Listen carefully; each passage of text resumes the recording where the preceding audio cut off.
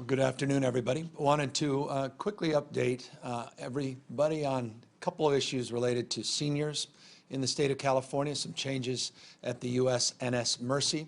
We have some new mobility data we wanted to share with you, and we wanted to also update you on the status of our modeling around the next few weeks and what we are anticipating based upon the good work that's been done by millions of Californians to help bend the curve and what that modeling foretells in terms of the future and how we continue to navigate in the short term and some of the strategies and thinking in the medium and long term. I'll start by asking Dr. Galley to come up, who will share some of this open-sourced mobility data that we have been receiving on a daily basis that really tracks in a very private way the aggregated data around movement throughout the state of California. It really gives us a good sense of how effective our stay-at-home order has been and how extraordinarily impactful all of you have been in terms of your practicing physical distancing. And you'll see from that mobility data, as he shares it with you county by county, how that's impacting our larger trend lines and how it's impacting our modeling in very, very positive ways. It's also going to be a cautionary tale because if we pull back from that effort, you can see numbers that will change radically and quickly. And so I want to just caution everybody through this presentation to consider, again, the success of your actions to date and the imperative to maintain that status and continue to stay the course. But first, let me bring up Dr. Galley, and we'll begin the presentation on some of the interesting data that we're now collecting in real time, county by county. Thank you, Governor. It's a real privilege to be here again to share with you some of the really strong work that Californians are doing together. It's really a privilege to be part of California and knowing that 40 million strong, we are coming together to fight COVID-19, and we are making great progress. But as the governor said, I share the information with you with the caveat that it really does depend on us continuing to do what we've been doing, which is staying at home, and when we're not at home, practicing strong physical distancing. And I'm going to first walk you through some of the data that we get every single day that really guides our model, that really guides what we're seeing in our actual numbers.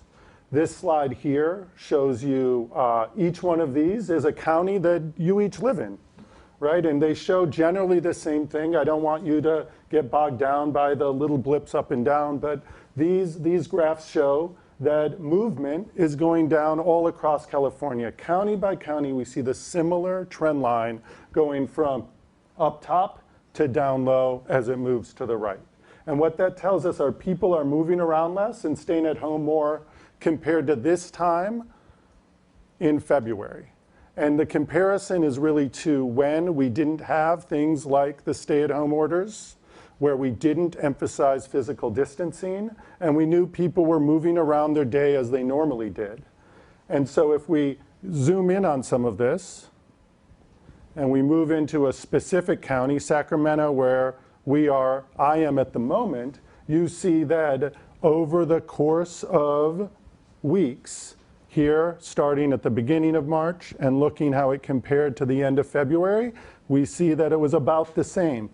But over time, and as we implemented different stay-at-home efforts and orders, we see that it has generally gone down, and that this is exactly the kind of data that helps inform us as to whether we need to do something different with our expectations and our directions to our counties and all across California, or whether we stay the course.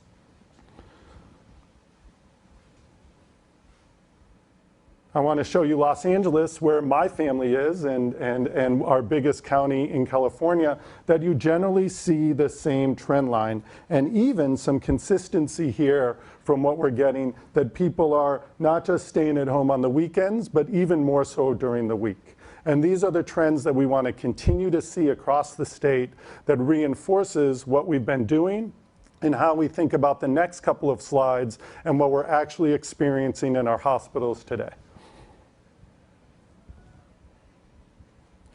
So I want to remind you and bring back this slide that you'll recognize from last week when I was here with you and telling you, look, we put some of these orders and these directions in place around physical distancing and staying at home because this is what we wanted to avoid. Remember, this low line of 50,000 were the additional beds that we are working to add as part of our surge capacity planning. But unmitigated, that means without any interventions, we were worried that we were going to see something that got close to 700,000 hospitalizations across the state, well exceeding our existing capacity in facilities and hospitals, well exceeding even as we added 50,000 surge beds. And this represents, this part under the curve represents many Californians who would become quite sick and maybe even have the worst outcomes from COVID-19.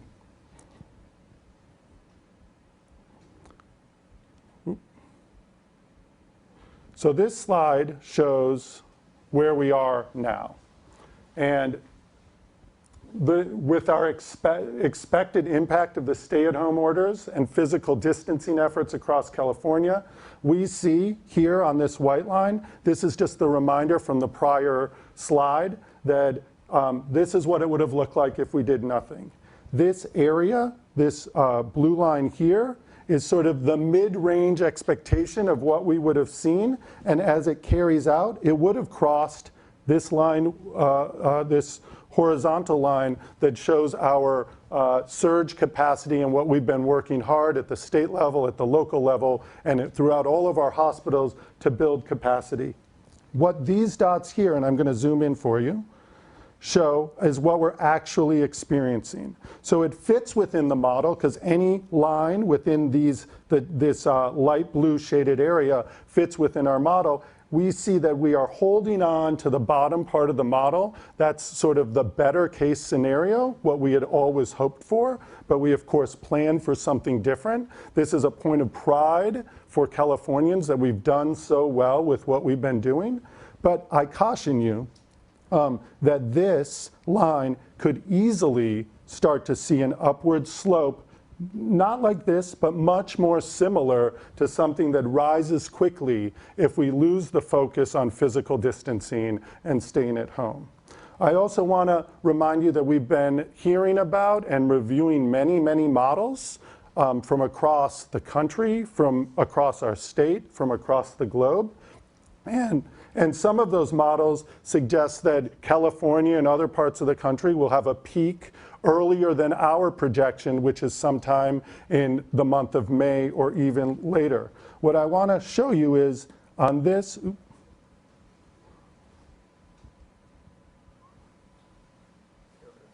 yeah.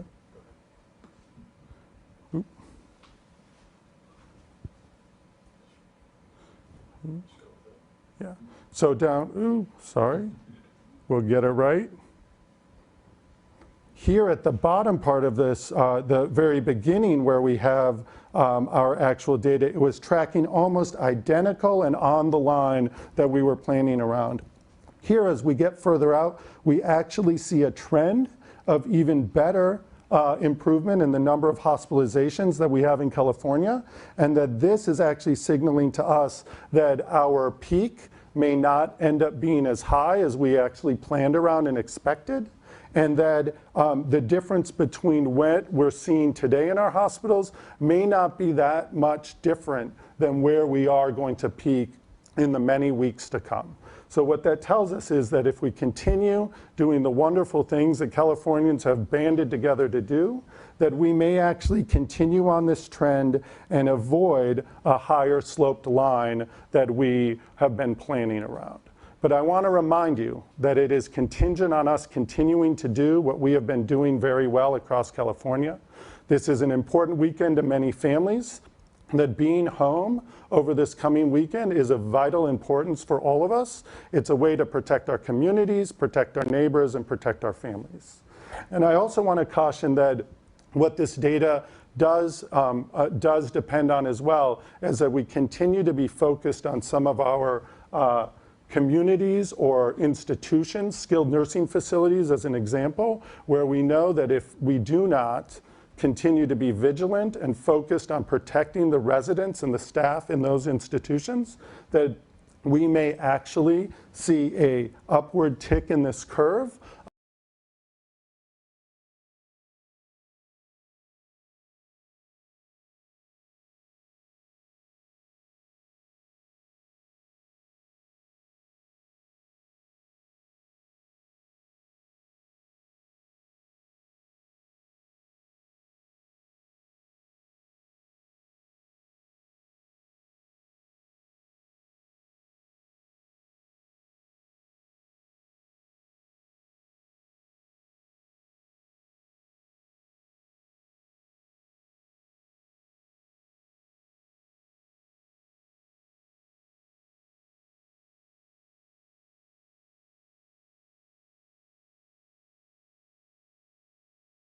Support to make sure that we keep our patients safe. Let me give you a perspective of what I mean by that.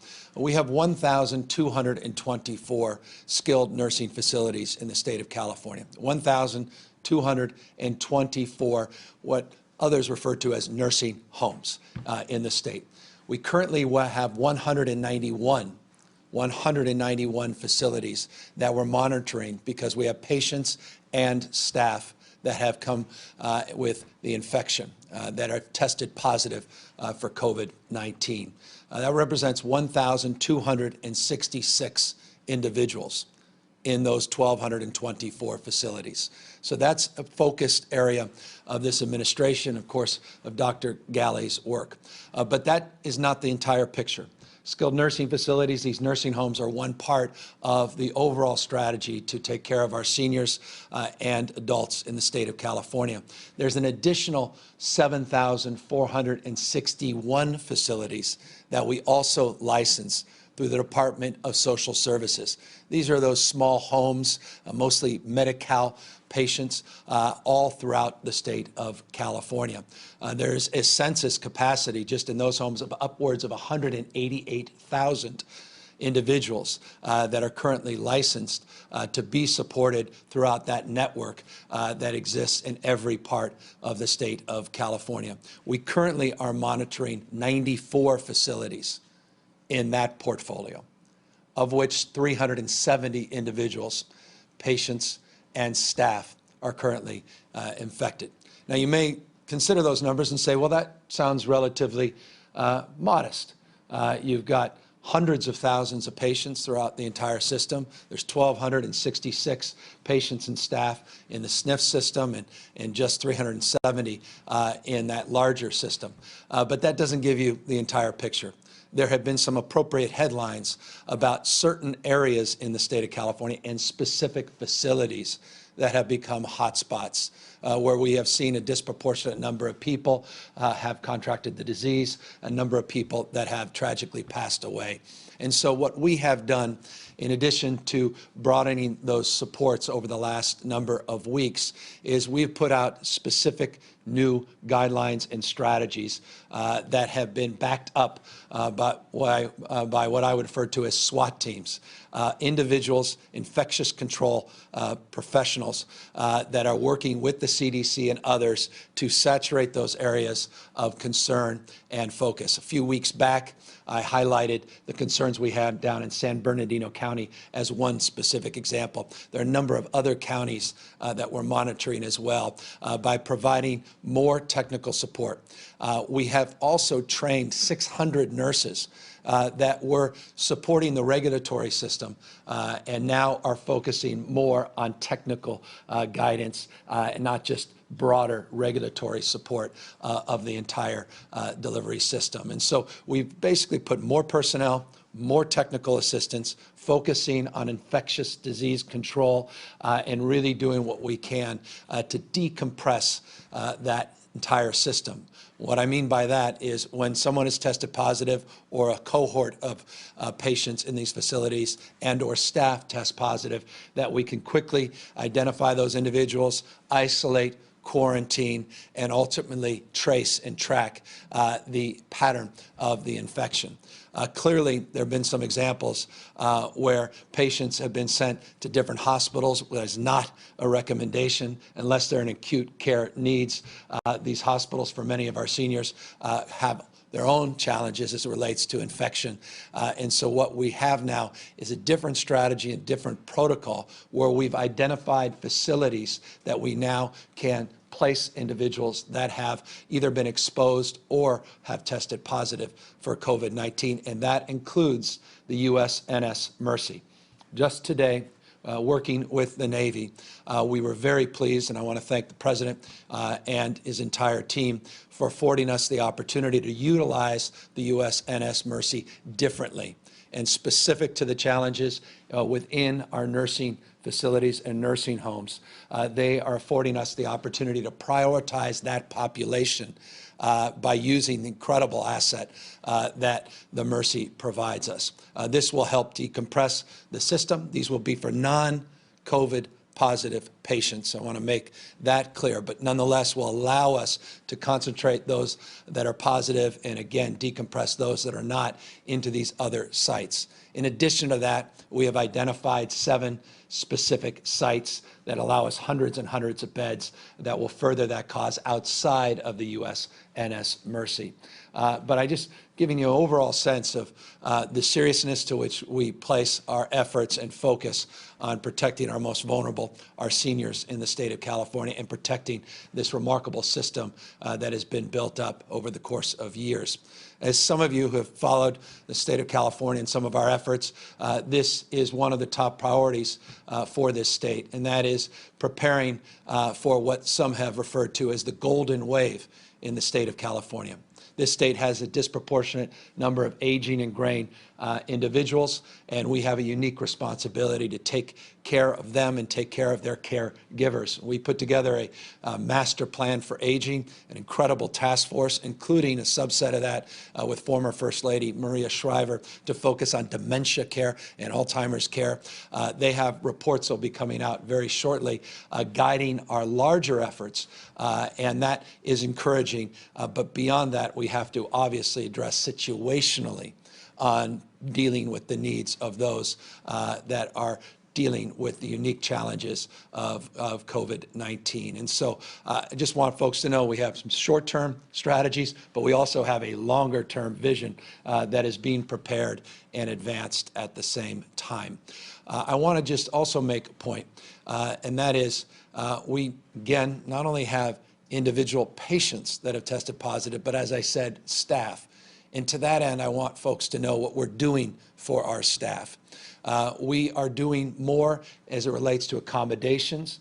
We talked yesterday about a new site that we put together where we're providing free hotel rooms or deeply discounted hotel rooms for healthcare workers. By the way, we had over 150 calls within the first few minutes of that announcement yesterday. But we, in particular, are focusing on our LVNs and our CNAs. And we want to go beyond just the hotel accommodations. We are also providing stipends. We're making available $500 stipends for our workforce.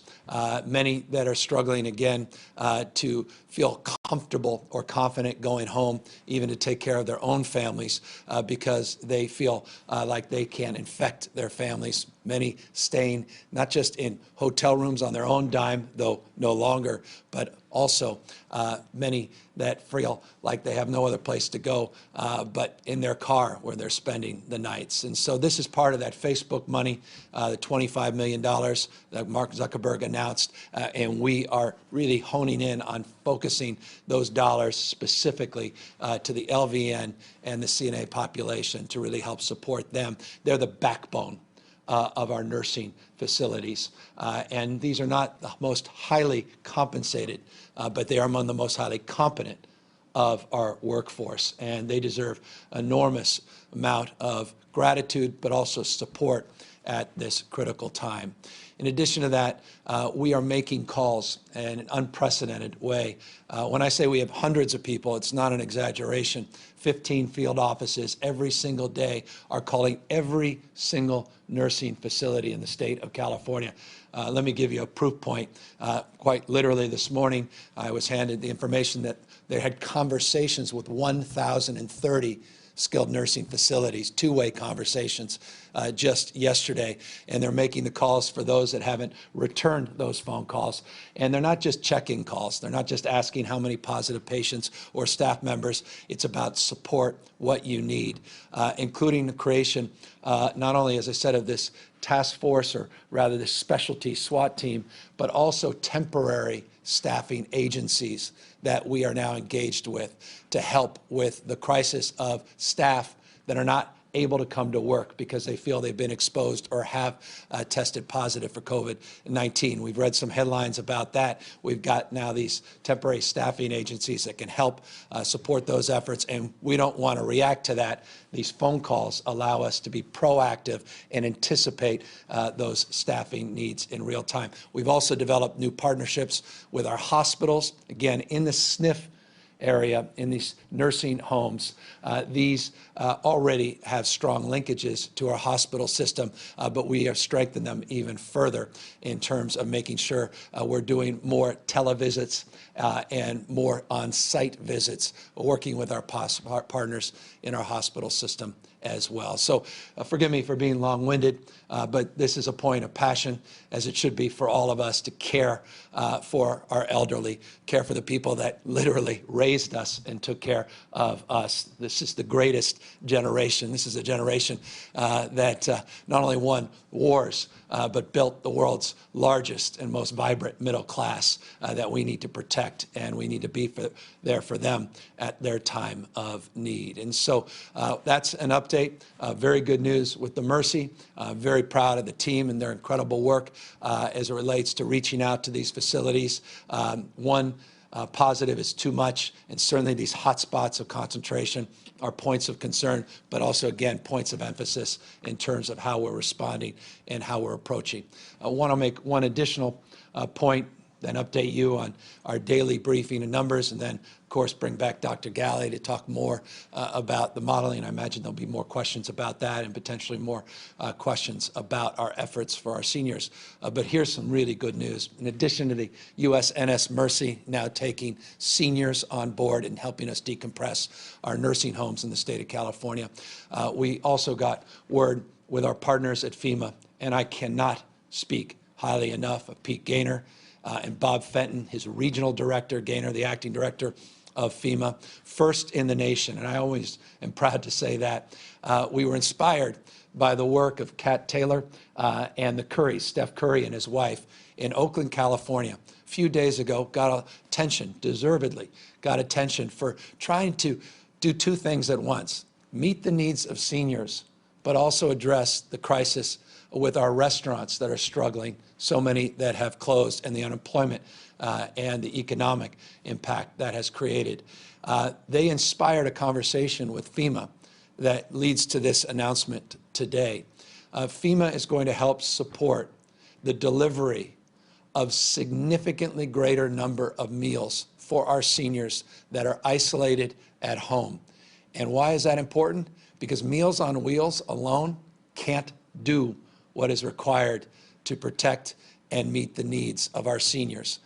Just 50,000 meals. It's an extraordinary number that Meals on Wheels is able to procure every single day. But we have well over 1 million people isolated, not just in the SNFs, not just in these other adult and senior facilities, but isolated at home. Seniors that cannot prepare their own meals and clearly are not prepared to get the kind of support that many of us provide for ourselves when we go to the grocery store, many with mobility issues, many simply unable to fend for themselves. This has been a real concern for us, and because of the incredible leadership of FEMA, we are able now to partner with restaurants and begin to procure 3 meals a day of nutritious food. And by the way, I say nutritious, not because I want to be paternalistic, not because I want to moralize, but because it's incredibly important for our seniors to get nutritious meals that have less sodium,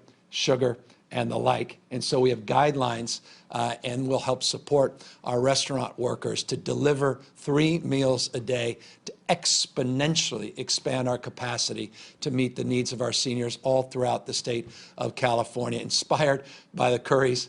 And here we are, just days later. I'm inspired by FEMA's response to this. It's prescriptive, as always with FEMA, and appropriately so, to those that have been impacted directly, either exposed or have tested positive for COVID-19 or exposed to COVID-19, and or simply cannot get the support of Meals on Wheels or even get the kind of support that they need from traditional social safety net programs like food stamps. We call it CalFresh here in the state of California. But again, this is a big deal and will have profound impact on seniors and their needs, as well as the needs of our restaurant industry throughout the state of California. So with that, I want to just ask briefly that Dr. Galley come up and just explain a little bit more about the work that he's doing and his team is doing at our assisted living facilities, our nursing home, our skilled nursing facilities, and the like. And then I'll come back and then give you the update on our daily numbers and where we're tracking and how that model is being impacted by yesterday's numbers, death numbers, and the like. And again, we'll answer any questions right after that. Dr. Galley. Thank you, Governor. And the Governor did a tremendous job highlighting many of the efforts that we've had from the beginning of our focus on COVID-19 around our skilled nursing facilities, nursing homes, and a number of other congregate care facilities for seniors and other vulnerable populations across the state, in addition to the great work of really reaching out proactively with the facilities across the state, more than 1,200 skilled nursing facilities.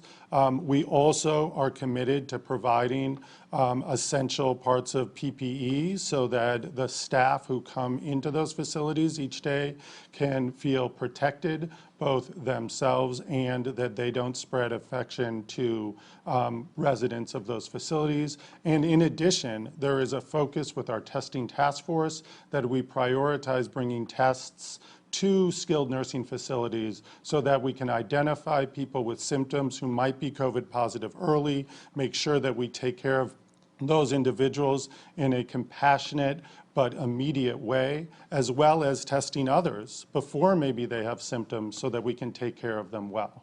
So together, these efforts, plus the ones that the Governor outlined just a moment ago, really strengthen our ability to wrap around our vulnerable seniors, make sure that we're doing all that we can to support them and communicate with their families. Right? Being able to tell a family member how they're doing. We're increasing our effort to work with our skilled nursing facilities and make sure we have a communication bridge so families can get the messages and know that their loved ones are safe. And when they're showing signs and symptoms, that we can communicate that as well.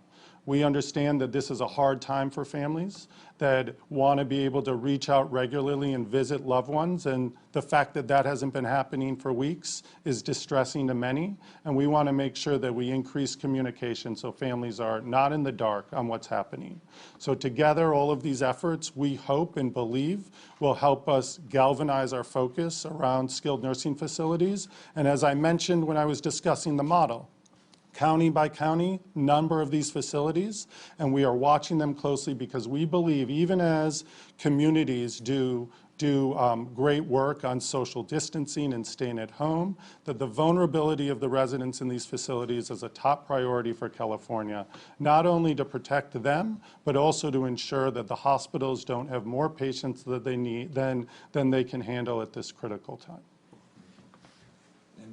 I appreciate, Doctor, you bringing up families, and I also want folks to know that we are putting out $50 million in an emergency appropriation to help with child care in and around these facilities and for the frontline workers to also make sure they're taking care of their own families as they take care of our families. And I want to thank the leadership, the Speaker and the Pro Tem for their direction and guidance and counsel, the feedback from the caucuses about the importance of these pop-up child care facilities. This $50 million that we're distributing today should go a long way to advance that. Let me give you updates briefly. Sadly, we have 541 families that have been torn apart due to deaths related to COVID-19. That represents about 49 individuals more than the numbers we put out yesterday. Some 19,472 individuals, 19,472 individuals have now tested positive for COVID-19 in the state of California. Some 2,897 are in our hospital systems and 1,145 in our ICUs. Let me just pause the ICU number. ICU number at 1,145 represents a 1.1% increase from yesterday. Remember yesterday's decrease, 1.9%. This is a modest increase of 1.1%. I said one data point doesn't make a trend line, certainly not a headline. Again, I caution people, even 2 data points don't either. But when we are in single digits, low single digits, that's a very good day. Though, again, for those that are in the ICU, our hearts go out to you. Let me also express, in terms of my heartfelt appreciation to those that are looking forward to spending more time with their family this Easter weekend, Good Friday today. I just want to express my appreciation for everybody that has different plans than they've had perhaps their entire life on how one really reflects on a day like today, a weekend like we're going to have this weekend. Let us continue to stay the course. As I said, these numbers that Dr. Galley that laid out in terms of the modeling, that's a very optimistic model as it relates to current trend lines. I say this all the time. It's a mantra, and forgive me, I'll repeat it. Not only does the past not equal the future, but we also have to recognize that we are not just along for the ride as it relates to experiencing the future. The future happens inside of us. It's decisions, not conditions, that will determine the fate and future of this modeling. It's your individual decisions. And I know we all have temptation. I get it. I've got 4 kids. It's Easter. And outside, I think Christmas, this is their favorite weekend of the year.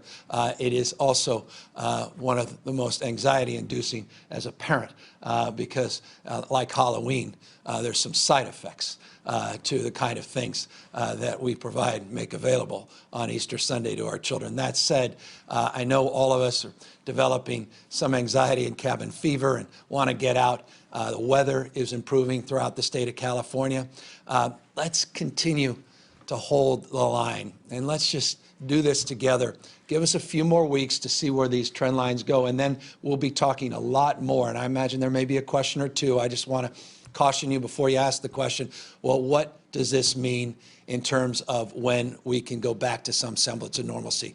We have detailed strategies that we're working on that we're very close to making public. So know that we are as deeply eager to provide you that information as you are to receive that information about how we can go back to the way things used to be with the kind of heightened vigilance that is required of this moment before there is a vaccine and the kind of herd immunity that puts COVID-19 into the record, or rather history books.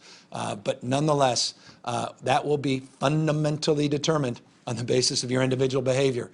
No one can impact this more than you. No one can impact this more than you. I'll repeat that again. Your decision will determine what the state and the federal government do in this respect. And so I cannot impress upon you more to continue to do the incredible work that you've done. Practice physical distancing, wear appropriate face coverings when you cannot, when you're out there for essential work or essential grocery shopping or medical supply shopping, and really protect yourself and protect your loved ones this weekend by not going back into environments where you're mixing with people and you can't practice that appropriate physical distancing. So with that, of course, always happy to answer a few questions. Alex Michelson, Fox 11. Hi, Governor Newsom. You have talked a few days ago about the issue of mental health, and I'm wondering if you can talk to us more about what you've heard in terms of feedback since having those hotlines open, and also what advice you found to be particularly helpful for you in terms of keeping your own mental health up during this extraordinary crisis. Thank you for the question, and I'm not just saying that blithely and flippantly. Thank you for the question, because it's incredibly important while we have these stay-at-home orders to remind people you're not alone, that we have resources available to you if you want to talk to someone, you just want to hear someone else's voice. We have the resources to do that. We have a covid19.ca.gov website that lays out those resources in a very culturally competent lens, which I mean nothing more than this. For LGBTQ community, we have a resource guide. For seniors, we have resource guides. For our adolescents, we have resource guides. For our teens, teen crisis line. But nothing more important, just to answer pointedly your question, than asking for help, reaching out and saying, you know what, can I just spend a little bit of time talking to you? How are you feeling? Listen to me a little bit, just have a chance to hear me out, compare and contrast. Again, I said this yesterday, the toughest people I know, the strongest people I know are people that ask for help. The toughest and strongest people I know, the most successful people I know, focus not just on their physical health, but focus on their brain health, focus on their mental health. They ask for help. Please reach out, ask for help. Angela Hart, Kaiser Health News. Thank you, Governor. I wanted to ask you about, given the early progress you just discussed, there's been a lot of discussion across California about how impactful these early shelter-in-place orders have been. I wanted to ask you how much credit you give to those early shelter-in-place orders, and specifically those Bay Area health officers who really took that first action across the country. Huge credit. They've been incredible leaders. I give a lot of credit to Dr. Galley and his team that put out some early guidelines, first stay-at-home order for our seniors 65 and over, all 5.3 million of them. But the county health directors have been fantastic. Local elected officials have been fantastic. Leadership across the spectrum, across the board. John Myers, LA Times. Governor, I want to ask you about Easter Sunday in particular, because there are reports from a few locations, specifically in the Inland Empire, that there have been arguments about allowing Easter services to continue, what kind of social distancing can be done. There was a lawsuit threatened against San Bernardino County. Apparently San Bernardino County now is offering guidance about drive-by or drive-through kinds of ceremonies. What is your advice to these local leaders in any part of the state about Easter services? And then also, have you been in contact with any local leaders about this as these issues and these challenges have come up? Yeah, I mean, practice physical distancing. It applies to everyone across the spectrum. It applies to faith communities. It applies to you, me, everybody. So as I said the other day, as you pray, move your feet at least 6 feet apart from someone else. I think it was John Kennedy who said in his inaugural, God's work on earth is truly our own. It's faith and works. So practice your faith, but do so in a way that allows you to keep yourself healthy, keep others healthy, and does justice to the teachings of Christ, God, and others. And so we maintain that very strongly as our guidance and direction. And forgive me, the cautionary tale, there's many of them all across the United States, not least of which just nearby where I'm speaking, where members of one church, tragically, disproportionate number, came down with the virus because they were continuing to practice their faith in a way that did not serve God or each other and put the entire community at risk. Becca Haberger, ABC 10. Hi. With the number of unemployment rate going up and people applying for unemployment, how is EDD dealing with the huge spike in incoming phone calls? Is there going to be more people added to the phone lines to work them? Yeah. Can EDD open up their phone lines longer than noon? What are you suggesting for them to deal with this growing number of people trying to call their phone lines to get the money they need to survive during their unemployment period? Our top priority has been on processing these claims, and it's a remarkable thing. I can still say this, but I caution, I say this, and a week later, we see a backup, but we're still within that prescribed period of time that we had before this crisis to get checks out, and that's within 21 days. They still report in. Today, Julie Sue said it again. We still believe we can cut those checks within that traditional timeline despite this unprecedented surge of requests and applications, and that's because she has reprioritized over 550 staff just to focus on that. We have hundreds more staff that are also now being reprioritized to answer the second part of your question, and that is to expand the hours of our call center. Since 2013, our call center at EDD has gone from 8 a.m. to just noon.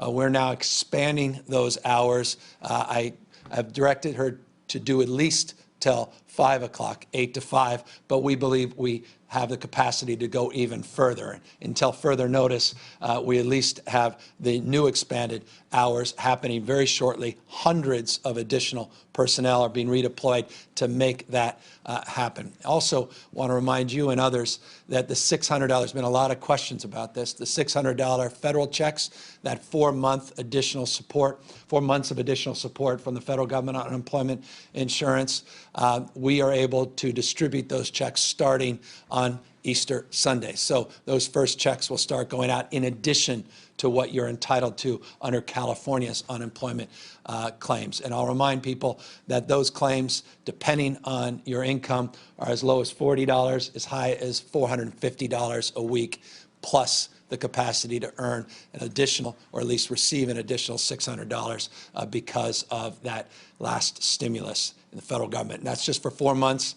And obviously, we're going to need to work more to see with Congress, the president, to see if we can get that extended beyond the next 4 months.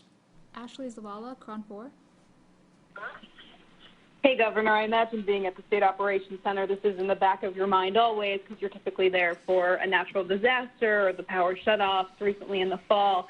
I'm just curious what the state's plan is, as is with the COVID-19 conditions with hospitals, in the event that a natural disaster does happen, or if we're in a weather situation that would require a power shutoff. And I know the weather's been favorable across the state for that, but just seeing what the plan would be there. Well, these guys, we have the best and the brightest. That's not my assessment. I think by any objective measure, there is no organizational structure more effective and efficient than the one Mark Gilladucci has put together at the Office of Mercy Services.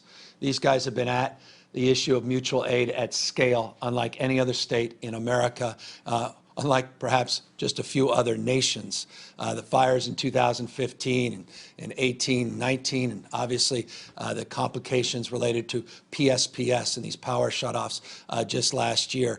The hand-in-glove approach to supporting local first responders and then having the support of other states and their first responders. So all that planning continues.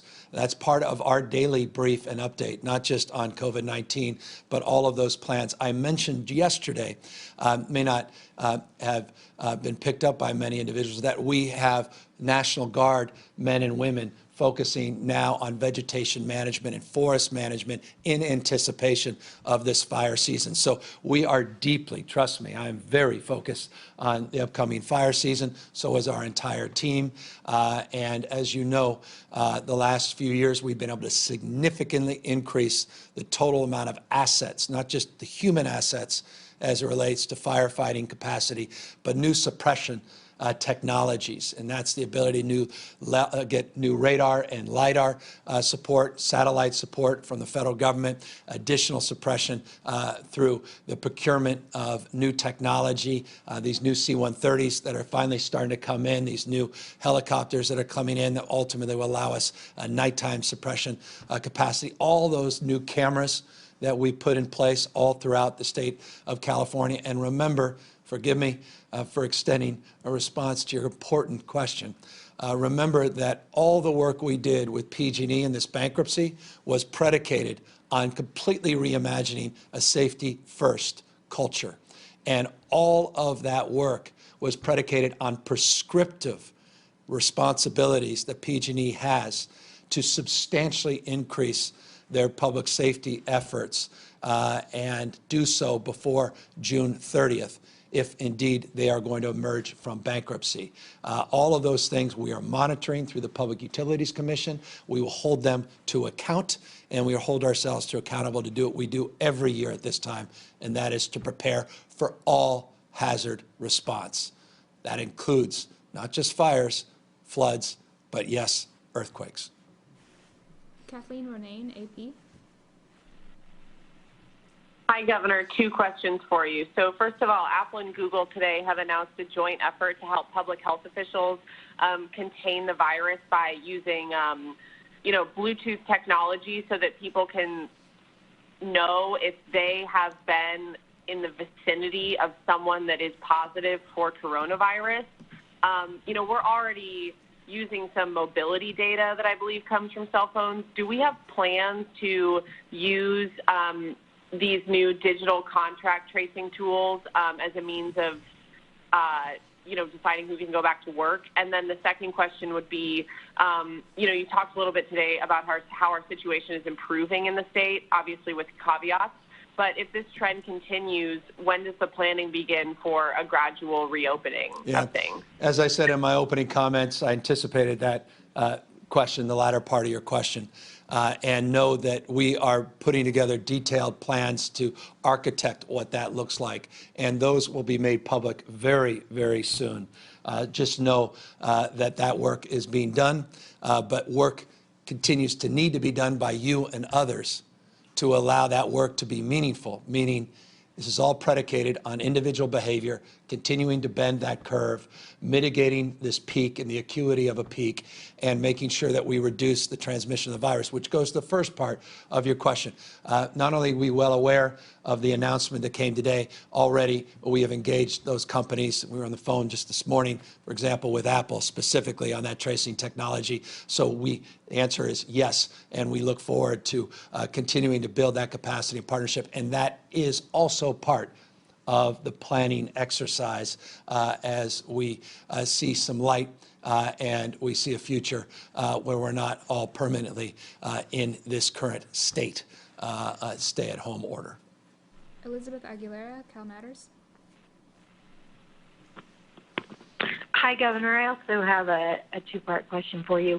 The first one being that nursing homes, which you talked a lot about today, nursing home leaders have asked the administration to avoid sending recovering COVID patients back to their nursing homes to free up hospital beds.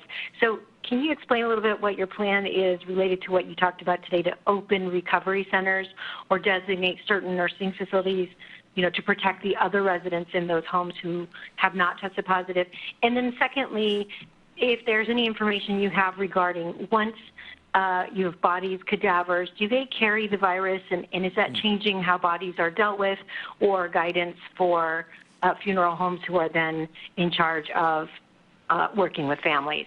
I pride myself on being briefed on many things, but I've had body bag conversation, but not cadaver transmission conversations, and that's why I'm very proud to have my doctor to my left, who now will come and talk to you about that.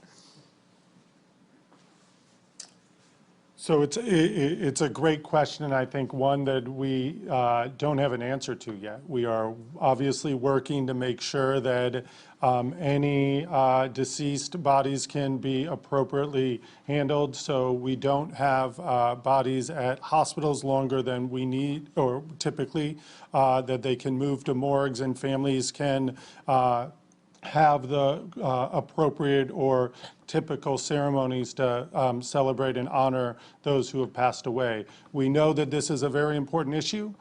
We know that a lot of our mortuaries are asking the same question, and we're working with our laboratories, with our coroners, coroners, to determine whether the cadavers carry the virus or not, but we do not have that information at this time. Thanks. Maybe that's why I wasn't briefed on that. Let me also just make a point that I neglected to make a moment ago. I, in fact, was anticipating that's where you were going, the first part of your question on the decompression strategies related to the skilled nursing facilities, our nursing homes. I talked about specifically USNS Mercy and how that will be part of that decompression strategy. We also have identified 7 specific facilities that will also aid in that effort, again, in addition to the USNS Mercy. And so that's, I hope, a little bit more specific response to the first part of your question. I also want you to know that we just sent an additional 200,000 glove sets and 200,000 sets of masks to our nursing homes in these hotspot areas to address some of the PPE anxiety that we know is very real as well. Just in addition to the larger cash that we send out there, we recognize still many of these facilities are running short of what they deserve as we, again, anticipate the arrival of tens of millions of N95 masks and other surgical masks over the course of the next few weeks from the purchase orders that we have placed based on the announcement we made a couple days ago. Final question, Marissa Perlman, CBS 13. Hi, Governor. 2 questions for you. Everybody's got, you're all getting smarter. Everybody's got 2 questions. I'm on to you guys, but I appreciate it. Well, with more than 2 million unemployment claims, how many people have gotten money so far? And then second, we've heard about, plans for adding patient beds. We're only aware of about the 400 beds in the Sacramento area that have been added. When it comes to our hospital systems like UC Davis, Sutter, Dignity, and Kaiser, can you say yet where else the thousands of beds you've been talking about will go in this area? Well, we put out the detailed plans on Porterville, Fairview. We put out the plans in San Carlos. We put out the plans here at the Sleep Train Arena and the 400 beds specifically there. As you know, I put out detailed plans of where the 8 FMS 2,000 beds in those 8 FMS sites are all throughout the state of California, including north of Sacramento, around Butte and Shasta County, Fresno, Riverside, all throughout the state of California, not just along the coast and the larger urban centers. Again, we specifically identified, in addition to those beds and those alternative care facilities, what we're doing at St. Vincent and Seton here in Northern California, and what we are doing to identify additional surge capacity with our dormitories and the UCs and CSUs, which include some that have been identified specifically in this region in Northern California, in the Sacramento County area, in addition to all the hotels. By the way, 8,858 now hotels also have operating agreements in place that are also part of those strategies, just giving you an update on the efforts around homeless individuals.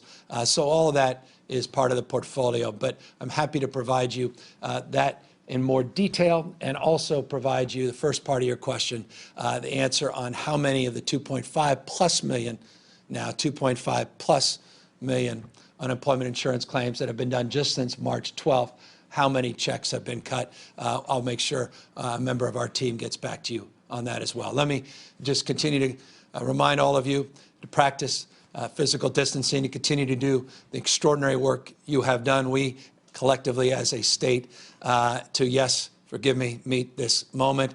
Let me encourage those of you that in the spirit of Good Friday, in the spirit of this weekend and Easter, that want to contribute time and energy to our food banks, to reach out to our Cal Volunteers team, to continue to consider whether or not you are in a position to contribute a little bit of energy and time beyond just our food banks, to volunteer, to help those in needs, to check in on our seniors, and to provide the kind of mental support that are needed of this moment.